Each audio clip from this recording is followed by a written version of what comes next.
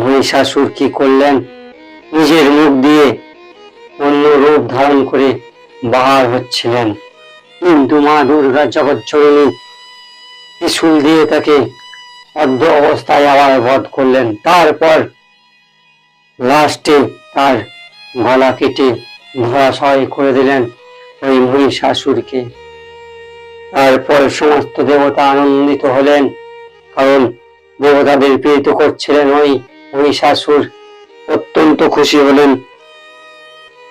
গন্ধর্বরা নৃত্য করতে লাগলেন, দেবতারা পুষ্প বর্ষণ করতে লাগলেন মা দুর্গা জগৎজননীর উপরে। আর সমস্ত দেবতা আনন্দিত পেয়ে নিজের নিজের ধামে ফিরে গেলেন। তারপর কিছু সময় পেরিয়ে যাওয়ার পরে যখন গজাসুর জানতে পারলেন যে পিতামহকে মেরেছে ওই দুর্গা জগৎজননী, কারণ দেবতাদের কথা শুনে, তাই আমি এমন কিছু বর নেব যাতে আমার মৃত্যু না হয়, মৃত্যু গ্রহণ না হয়, মৃত্যু যেন না আসে।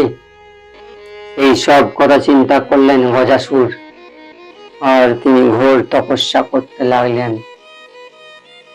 অসুর পরিবর্তী হলেও কি হবে, সমস্ত অসুর ভগবানের ধ্যান করেছেন, জপ করেছেন, কিন্তু এই কলিযুগে অসুর দেখা যায় না, মানুষ দেখা যাচ্ছে, কিন্তু মনের ভিতরে অসুরের প্রভাব।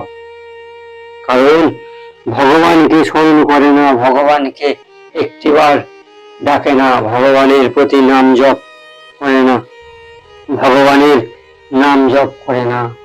তাহলে কিভাবে বুঝতে পারবো যে মানুষ না অসুর? আবার যদি কেউ ভগবানের ভক্তি করে, তাকে অনেক অনেক রহস্য কথা বলে। ভগবানের ভক্তি করা এত সোজা নয়, শুধুমাত্র ভগবানের আশীর্বাদ চাই, তবেই সে ভগবানের নাম জপ করতে পারবে। কারণ ভগবান শিব যদি মনে করে যে এই ভক্তকে তুলে নেব, কাছে ডেকে নেব, ভগবান বিষ্ণু, ভগবান নারায়ণ, ভগবান শ্রীকৃষ্ণ যদি মনে করে, তবেই হবে। আর মানুষ মুখে বললেও হবে না, কারণ আগের জন্মে প্রচুর প্রচুর তপস্যা, ভগবানের সেবা করতে হবে, তবেই এই জন্মে ভগবান শিবের ভক্তি বা ভক্ত হতে পারবে, সমস্ত দেবতার ভক্ত হতে পারবে। যখন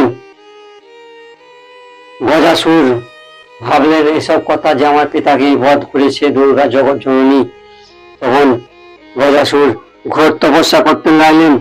সেই তপস্যা দেখে এই জগৎ কাঁপিত হতে লাগলো, দেবতা ভয় করতে লাগলেন। ভগবান ব্রহ্মা গেলেন সামনে আর বললেন, গজাসুর কি বর চাই, তোমার কি কামনা আছে? এইসব কথা বললেন ভগবান ব্রহ্মা।